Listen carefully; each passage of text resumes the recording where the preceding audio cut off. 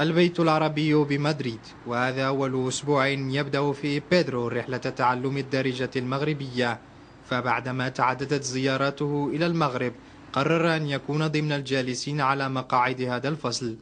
وهذه ليست حال بيدرو وحده، فطلبة كثيرون وإن تفرقت جنسياتهم فإنهم اجتمعوا من أجل الغاية نفسها، ألا وهي تعلم الدارجة المغربية. يسود جو من انشراح الفصل، خصوصا عندما يحاول بعض الطلبة نطق كلمة بالدارجة المغربية لأول مرة في حياتهم. في السابق لم يكن هناك أي مؤسسة بمدريد لتعليم الدارجة المغربية، وهذا أول عام أعرف فيه أن الدارجة المغربية تدرس هنا، وكان هدفي منذ البداية هو تعلم الدارجة للتواصل مع الناس في المغرب. طاقم تدريس اللهجة المغربية يجتمع على إبريق شاي مغربي بعد نهاية الدروس، وذلك للبحث عن الطرق المثلى لتدريس الطلبة الأوروبيين لهجة الجار الجنوبي لإسبانيا، وكذا تعريفهم بجغرافيته وثقافته.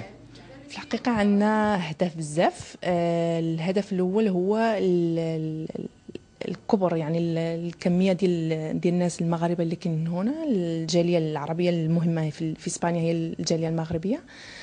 عندنا عاوتاني يعني الهدف التراثي، عندنا عاوتاني علاقه مع المغرب منذ قرون يعني بعيده.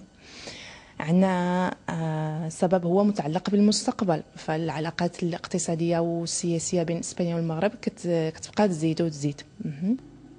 مكتبة البيت العربي بدورها زودت بأنواع مختلفة من الكتب والأشرطة المختصة في تعليم الدارجة المغربية.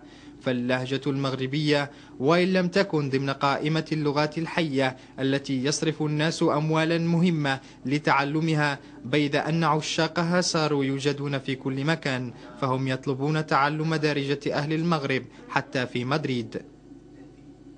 البيت العربي بمدريد أول مؤسسة رسمية إسبانية تقرر تدريس اللهجة المغربية للطلبة الإسبان، والطلبة حتى وإن اختلفت أهدافهم فإن ما يوحدهم هو الرغبة في تعلم كلام أهل المغرب. نبيل درويش لقناة ميديان سات، مدريد.